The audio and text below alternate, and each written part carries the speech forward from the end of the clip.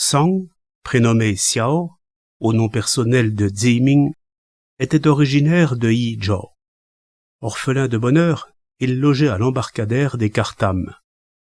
C'était un garçon calme, qui aimait garder son quant à soi, et ne sortait que 2 fois par jour pour prendre ses repas chez son voisin de gauche, à l'est. Il demeurait résolument assis à travailler à sa table le reste du temps. Venant à passer, le jeune voisin lui dit par taquinerie « À rester seul ainsi toute la sainte journée, tu n'as pas peur de la visite de renards ou de spectres ?» « Que peut craindre un brave de ces créatures ?» répliqua-t-il en étouffant un petit rire. « Je dispose d'un sabre tranchant pour recevoir le mâle.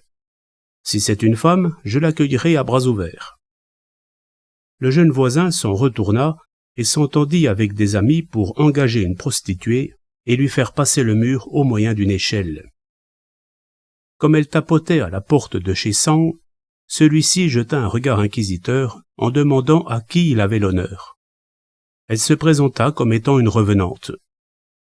Épouvanté, le jeune lettré claquait audiblement des dents.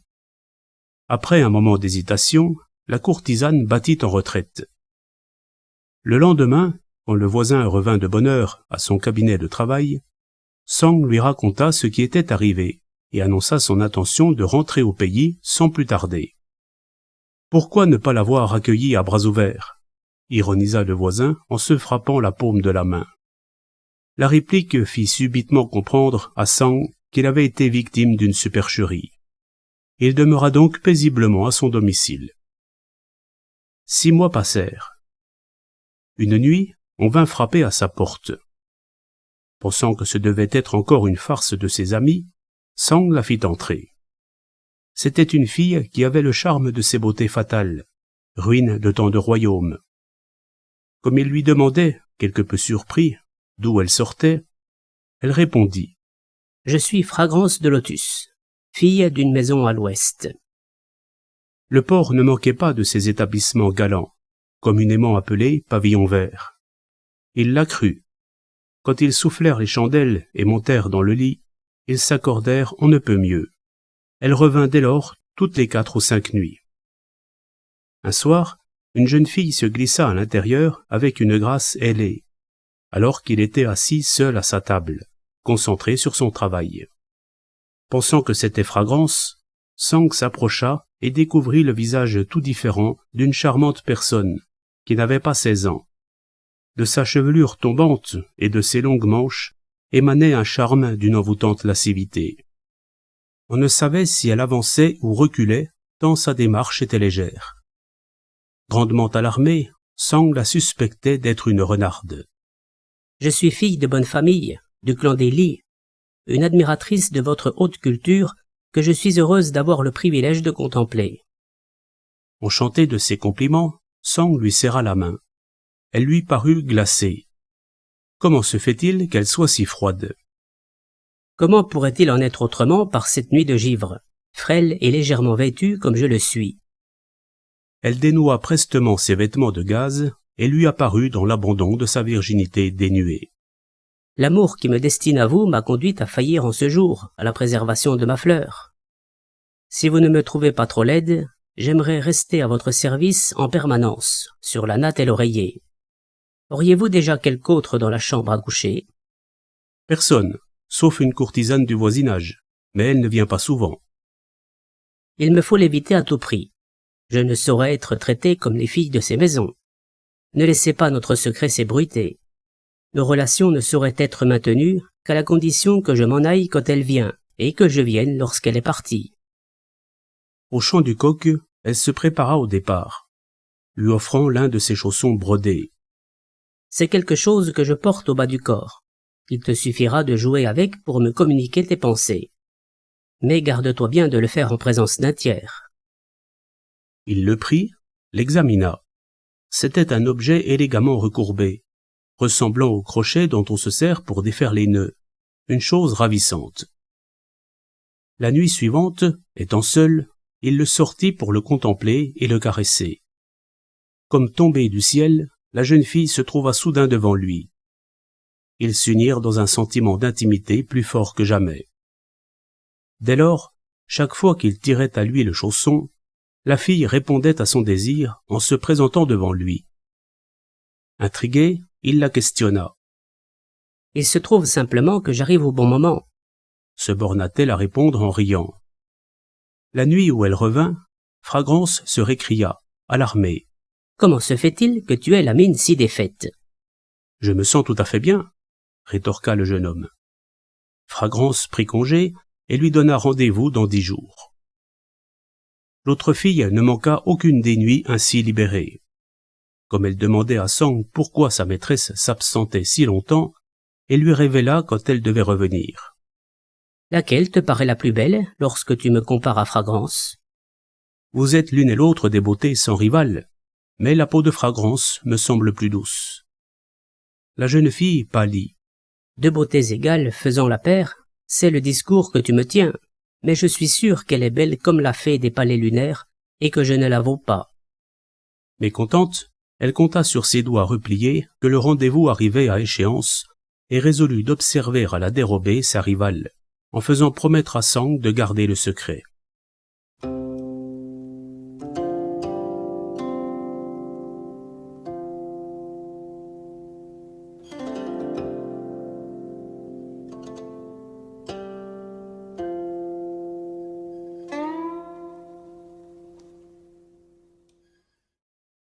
La nuit suivante, Fragrance arriva comme prévu.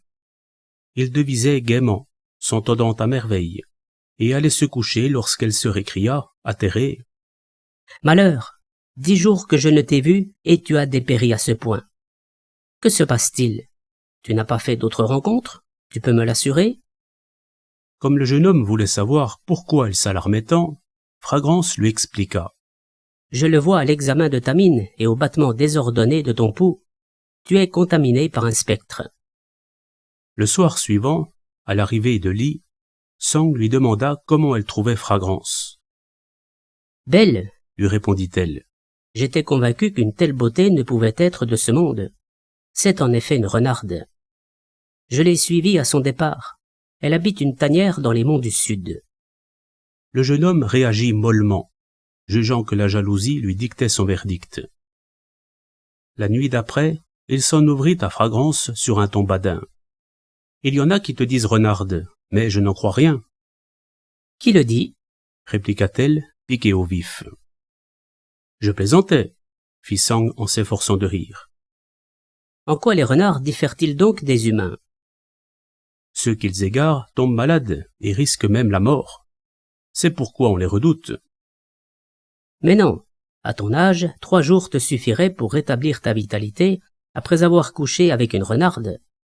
Que peux-tu craindre? Ce serait pire avec une créature humaine si tu le faisais tous les matins.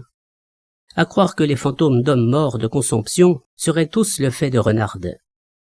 Quoi qu'il en soit, ce qui est sûr, c'est qu'il y a quelqu'un ou quelqu'une qui parle de moi. » Sang le niait avec une énergie qui encourageait Fragrance dans son insistance à lui arracher l'aveu. De guerre lasse, le jeune homme finit par capituler et tout dire. « Je ne m'étonne plus de ton état. Toutefois, comment a-t-il pu se détériorer si vite? Est-ce bien une créature humaine? N'en dis rien. Je viendrai l'observer demain soir. Ce ne sera que lui rendre l'appareil. » Cette nuit-là, à l'arrivée de Li, à peine avait-il échangé quelques mots qu'un bruit de tout se faisait entendre à la fenêtre. La jeune fille disparut précipitamment. Fragrance entra mettre le jeune homme en garde. « Tu es en danger. C'est bel et bien une revenante. Fréquenter cette beauté sans rompre le plus bref délai, c'est prendre le chemin le plus court qui mène à l'autre monde. » Sang gardait le silence, convaincu qu'elle était poussée par la jalousie. « Je vois bien que tu n'es plus capable de t'en détacher, mais je ne saurais souffrir de te voir mourir. Je t'apporterai demain des remèdes pour extirper le poison du monde des ténèbres que tu as déjà absorbé. Le mal n'a pas encore pénétré très profondément, fort heureusement. Tu devrais être rétabli dans les 10 jours. Permets-moi de partager ta couche pour mieux surveiller la guérison. » La nuit suivante, elle lui fit avaler une dose infime d'un médicament. Un moment plus tard, il allait à la selle 2 ou 3 fois. Il se sentit les entrailles purifiées et l'esprit revigoré. Quoiqu'il lui en fût reconnaissant, Sang ne croyait pas vraiment avoir eu affaire à une revenante.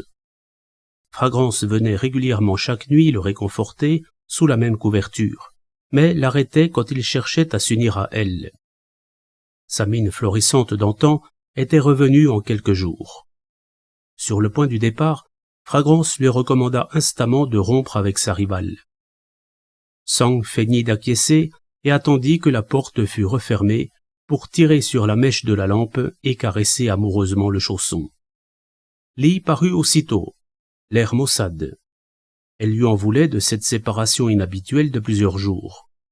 « Elle est venue me soigner plusieurs nuits d'affilée, » s'excusa le jeune homme. « Ne m'en tiens pas rigueur. Mes sentiments à ton égard n'ont pas varié. » La jeune femme se sentit quelque peu rassérénée.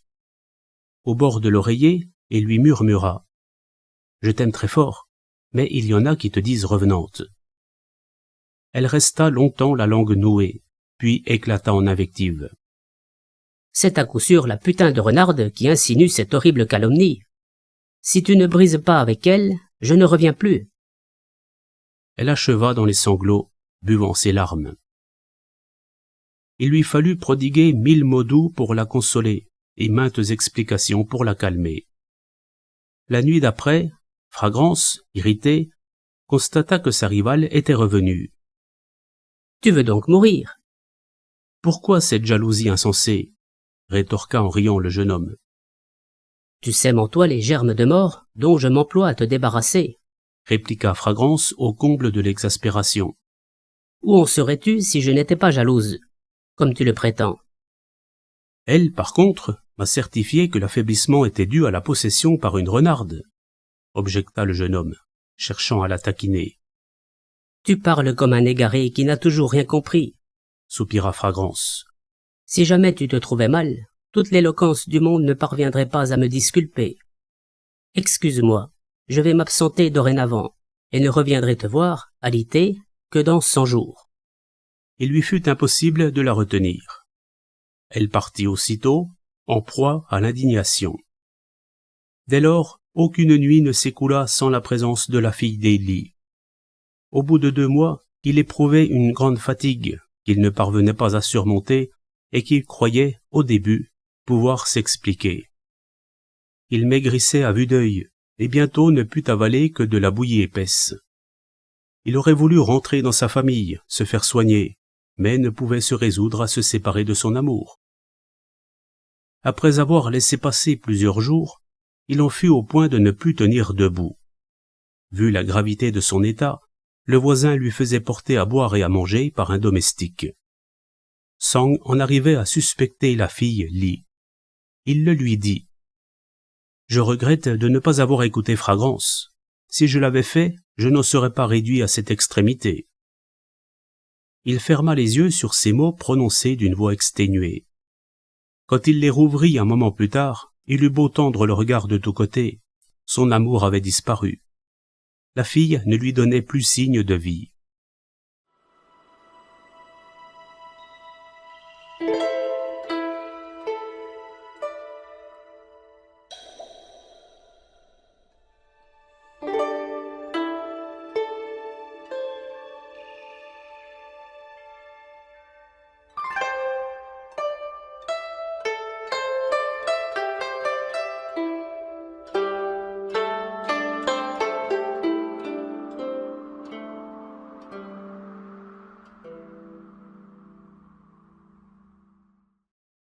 Couché sans force dans son cabinet d'études, il attendait Fragrance avec la même fiévreuse impatience que la moisson dans une année de disette.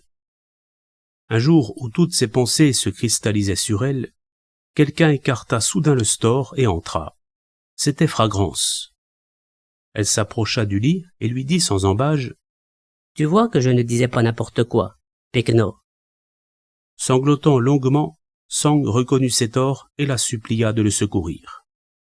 Le mal a pénétré au point de non-retour du diaphragme. Il n'y a plus rien à faire. Je ne suis venu que pour te faire d'éternels adieux et te montrer que je n'étais pas jalouse. J'ai un objet sous l'oreiller. Je voudrais que tu le détruises à ma place, répondit Sang en proie au désespoir. Elle fouilla, trouva le chausson et, le mettant sous la lumière, s'amusa à le tourner et retourner. Lee parut aussitôt, mais à la vue de sa rivale, lui tourna le dos et voulut fuir. Fragrance se mit en travers de la porte. Aux abois, elle ne savait plus par où s'échapper. Le jeune homme l'accablait de reproches qu'il a laissés sans réponse. Fragrance lui sourit. Enfin m'est accordé aujourd'hui le privilège de rencontrer ma chère consoeur face à face. Je ne suis évidemment pas la cause de la dernière maladie de monsieur, ironisa-t-elle. Qu'en penses-tu maintenant? La fille Lee, la tête baissée, demandait pardon. Quelle beauté!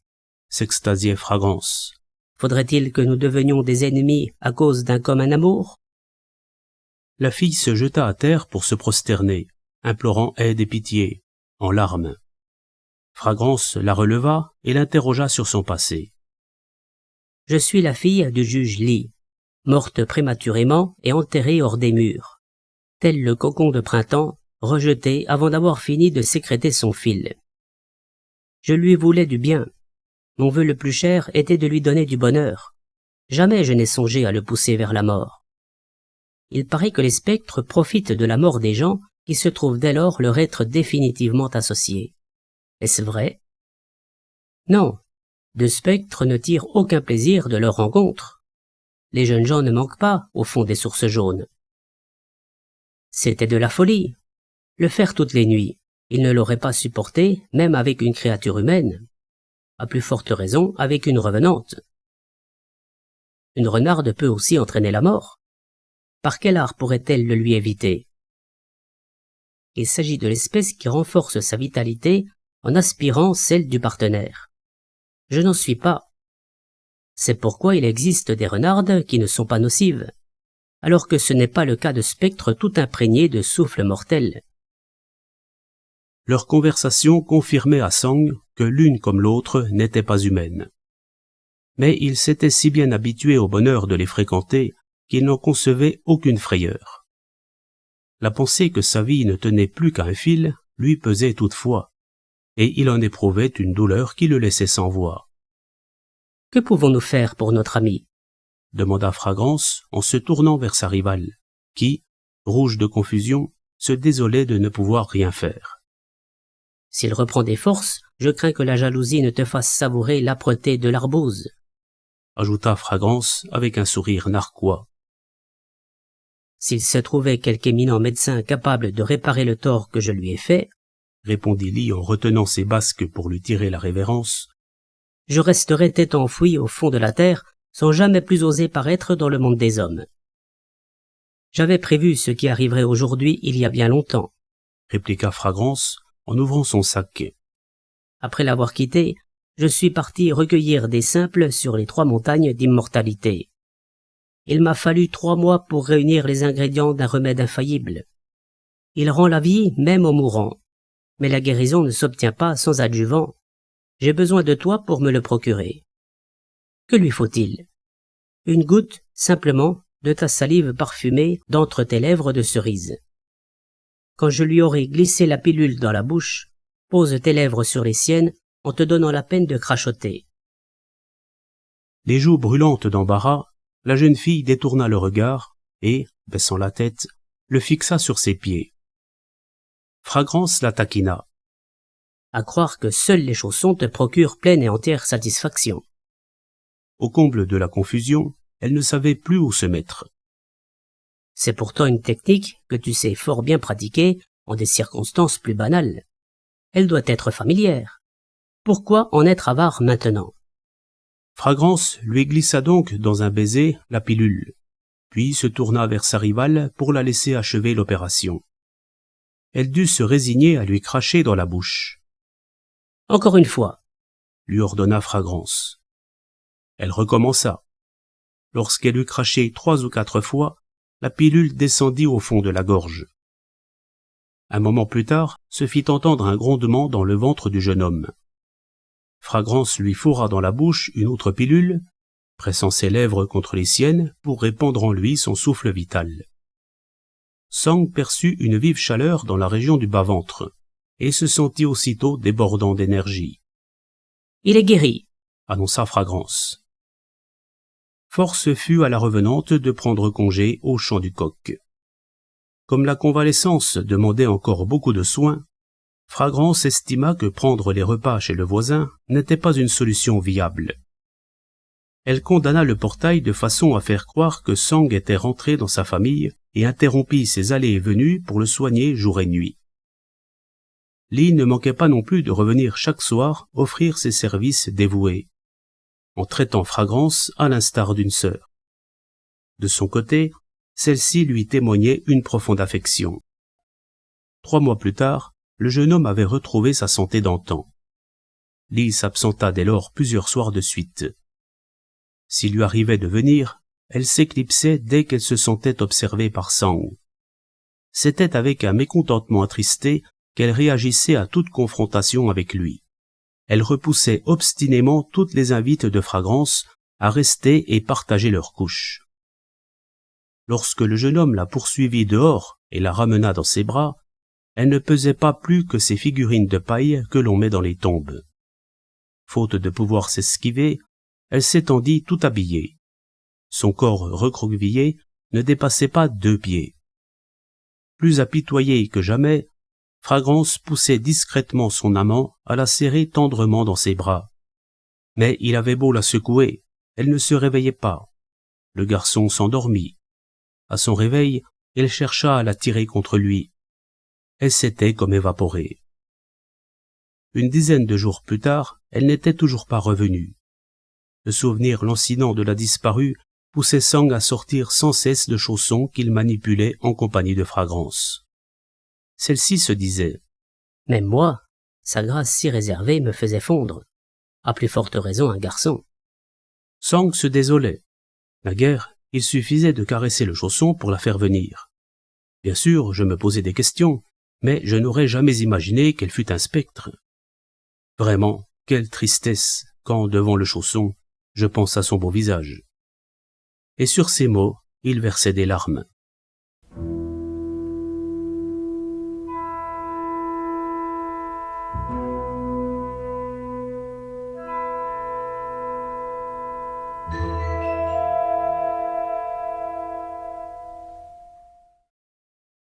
Un certain Zhang, d'une riche maison, avait eu avant tous ces événements une fille appelée Hirondelle. Terrassée à 15 ans par une crise sans sudation, elle en était morte. À la fin de la nuit, elle revenait à la vie, se levait, mais à la vue de gens qui lui semblaient autant d'inconnus, cherchait à s'enfuir. Il fallut que Zhang fît fermer la porte de l'extérieur pour l'empêcher de sortir. Elle protestait. « Je suis l'âme de la fille du juge Li. Touché par les sentiments d'affection du jeune monsieur Sang, je lui ai laissé un chausson qui est resté chez lui. Je ne suis qu'un spectre, une vraie revenante. À quoi rime de m'enfermer ?» Comme il y avait une certaine logique dans son discours, on l'interrogea sur les motifs qui l'auraient mise dans cette curieuse situation.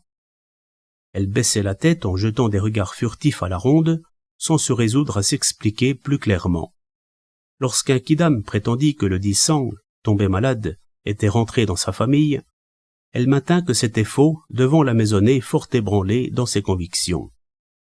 Le jeune voisin entendit parler de ce cas étrange, et, voulant en avoir le cœur net, sauta le mur pour s'assurer que son ami était bien parti. Il le trouva en pleine conversation avec une jolie fille. Il s'était avancé en catimini pour les surprendre, mais dans la confusion des premiers moments, elle réussit à lui échapper. Comme le jeune voisin, effaré, le questionnait, Sang lui répondit en riant. « Ne te l'avais-je pas dit, naguère ? La femelle, je l'accueillerai à bras ouverts. » Le voisin lui rapporta ce qu'il avait appris des paroles peu cohérentes d'Hirondelle depuis son retour à la vie. Sang poussa le portail et aurait voulu se rendre sur-le-champ chez les Zhang, écouter leur fille. Mais il se désolait de ne trouver aucun prétexte à une visite aussi insolite. Lorsqu'elle entendit qu'en effet Sang avait donné le change et n'était pas rentré au pays, la mère Zhang se trouva au comble de la stupéfaction. Elle dépêcha une vieille servante en quête du chausson, que Sang lui abandonna volontiers. Ravie de le retrouver, Hirondelle l'essaya. Elle fut atterrée de constater qu'il était trop petit d'un bon pouce. Elle saisit un miroir et comprit enfin qu'elle s'était réincarnée dans le corps d'une autre. Elle se mit alors à raconter par le menu ce qui lui était arrivé. La mère fut convaincue, mais à la vue du visage que lui présentait le miroir, la fille éclata en sanglots. J'avais alors une tête qui pouvait me donner confiance en moi, et pourtant je me sentais honteuse chaque fois que je voyais Fragrance. Vivre avec ce visage-là ne vaut pas la condition de revenante. Elle tenait le chausson à la main en se lamentant, sans que nul ne sût comment la consoler. Refusant toute nourriture, elle s'étendit raide sous la couverture. Son corps se mit à enfler de toutes parts. Elle observa le jeûne 7 jours durant sans trouver la mort, mais l'enflure commença à diminuer. Puis elle se remit à manger, prise d'une incontrôlable boulimie. Quelques jours plus tard, elle pelait, envahie de démangeaisons sur tout le corps. Au lever, les chaussons de nuit lui tombèrent des pieds. Elle les ramassa pour les remettre. Ils étaient devenus beaucoup trop grands. Elle essaya d'enfiler l'ancien qui venait de chez Sang. Il lui allait parfaitement. Toute heureuse, elle souleva le miroir et y retrouva son joli minois d'antan. Au comble de la joie, elle fit sa toilette, puis passa voir la mère. Tous la regardaient, éberlués. Lorsque Fragrance eut vent de ces étranges événements, elle encouragea son amant à prendre contact avec la famille, en leur adressant une entremetteuse. Mais il n'osait agir trop précipitamment, compte tenu de la différence de fortune. Il se trouvait que c'était l'anniversaire de la maîtresse de maison. Il se mêla au rang de la jeune génération pour aller lui présenter ses vœux. La vieille dame avait remarqué son nom, et invité en conséquence Hirondelle à se tenir derrière le store en vue de l'identifier. Sang se présenta le dernier. La jeune fille se précipita sur lui et, lui prenant la manche, voulut le suivre chez lui. Elle ne se retira, confuse, que sur l'intervention indignée de la mère. Ayant reconnu l'image parfaite de son ami disparu, le jeune homme ne pouvait retenir ses larmes et restait prostré à terre. La vieille dame le releva sans en prendre offense. Après être ressorti, Sang chargea un oncle de la fille de s'entremettre en vue du mariage. La maîtresse de maison proposa un jour faste pour l'installation du gendre chez elle. De retour, il annonça la nouvelle à Fragrance et discuta avec elle des dispositions à prendre. Elle ne put se défendre de prendre un air accablé et plein de tristesse. Puis lui annonça sa décision de le quitter. Atterré, le jeune homme fondit en larmes. « Alors que tu vas célébrer les noces chez ta promise, j'aurai belle mine de te suivre. » lui fit valoir Fragrance. Sang lui proposa de l'emmener d'abord au pays natal et d'aller ensuite chercher Hirondelle. Fragrance y consentit, mais lorsque Sang exposa la situation aux Zhang, ils furent hors d'eux à la nouvelle que le prétendant avait déjà une compagne. Il fallut toute l'éloquence et l'énergie d'Hirondelle pour les convaincre d'accepter ce que proposait le jeune homme. Le jour venu, il partit accueillir la mariée.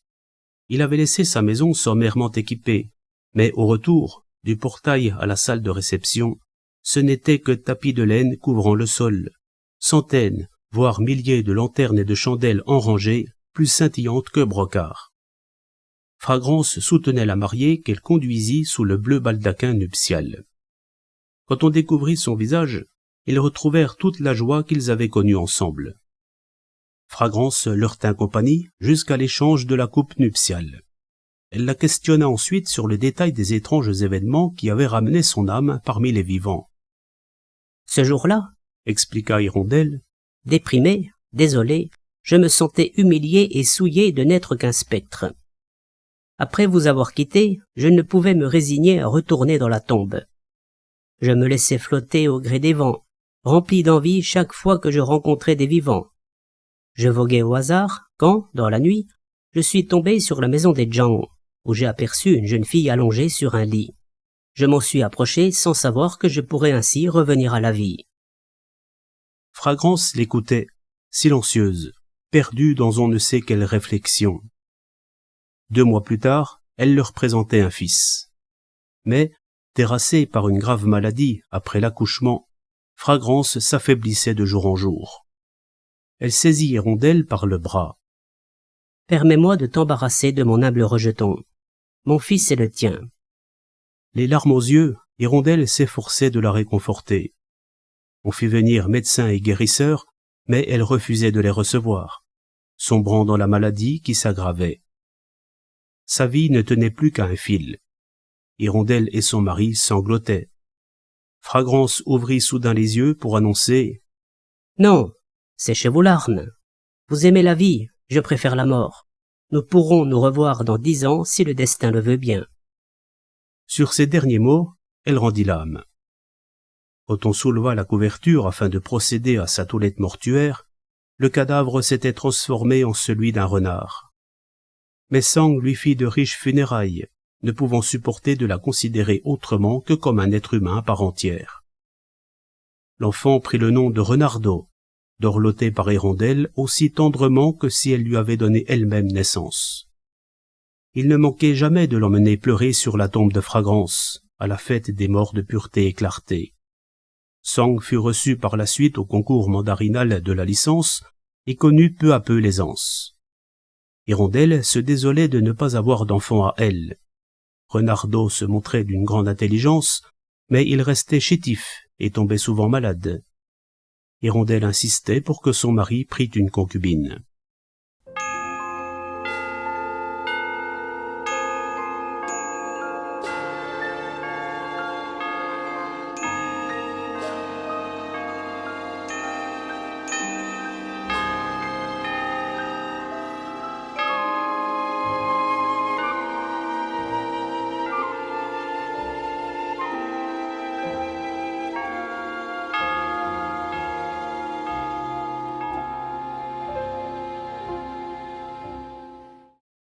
Un beau jour, la servante vint inopinément annoncer qu'une vieille femme était à la porte, souhaitant vendre la fillette qui l'accompagnait. Hirondelle les fit entrer. Quelle ne fut pas sa surprise en voyant l'enfant. « Mais c'est Fragrance qui est revenue. » La ressemblance était frappante. L'étonnement de Sang n'était pas moindre. « Quel âge a-t-elle » demanda-t-il. « 13 ans. » « Combien en voulez-vous » La vieille personne que je suis n'a plus que ce morceau de chair. Pourvu qu'elle obtienne un refuge et moi un coin où avoir à manger, je n'en demande pas plus. Si, le jour venu, mes vieux os n'en viennent pas à être abandonnés dans un ravin. Sang lui en offrit un bon prix et les garda chez lui toutes les deux. Hirondelle prit la fillette par la main, se retira dans une pièce écartée et lui caressa le menton en souriant. « Tu ne me reconnais pas ?»« Non. » Elle lui demanda son nom. « Je m'appelle Wei. Mon père vendait des sauces dans la ville des Sioux. Il est mort il y a 3 ans. » Hirondelle compta en repliant les doigts et réfléchit. Fragrance était morte il y avait près de 14 ans. Elle contempla la fillette à nouveau. La ressemblance était extraordinaire, frappante jusque dans l'expression et les gestes. Hirondelle lui tapotait la tête en l'appelant doucement. « Fragrance, ma chère Fragrance, tu nous avais donné rendez-vous dans 10 ans. Tu as tenu parole. »« Ah !» s'écria soudain la fillette comme si elle sortait d'un rêve, reconnaissant en Hirondelle un visage familier. « C'est le cas de réciter, elle est revenue, l'hirondelle familière !» s'exclama en riant Sang. « C'est bien vrai, » enchérit la fillette, les yeux embués de larmes. « D'après ma mère, je savais parler à ma naissance. Mais jugeant que c'était de mauvais augure, elle m'avait fait boire du sang de chien, de sorte que j'avais oublié ma vie antérieure. Le souvenir ne m'en revient qu'aujourd'hui, comme si je m'éveillais d'un rêve. Madame, ne seriez-vous pas ma petite sœur Lee qui avait honte d'être une revenante ?» Elles se racontèrent leurs vies antérieures, joie et tristesse mêlées. Le jour du manger froid, Hirondelle lui dit « C'est le moment où chaque année nous allions te pleurer, mon mari et moi. » Ils allèrent donc ensemble sur la tombe envahie par les broussailles. Les arbres étaient devenus si gros qu'il aurait fallu les 2 bras pour en entourer le tronc. La fillette aussi poussait de gros soupirs. « Nous qui avons été unis de tendre amitié 2 existences successives. Nous ne supporterions pas d'être séparés. » dit Hirondelle à son mari. Il faudra faire ensevelir nos ossements dans le même trou. Conformément à ce souhait, Sang fit ouvrir le tumulus de la fille d'Élie, en retira les restes de la défunte et les rapporta pour les inhumer avec ceux de Fragrance. La nouvelle de l'étrange situation s'était répandue et avait rassemblé plusieurs centaines de parents et d'amis qui se retrouvèrent au lieu d'inhumation, en costume de cérémonie, sans s'être concertés. Au cours d'un voyage dans le sud en l'année Gengsu, retenu par les pluies, je m'étais arrêté dans une auberge de Yizhou, où se trouvait Liu Ziting. Son cousin germain m'y avait montré une biographie de Song Xiao, rédigée par Wang Zichang, un collègue de la même association littéraire, en quelques 10 000 caractères. J'ai eu ce privilège de la lire jusqu'au bout. Ce récit n'en est qu'un résumé.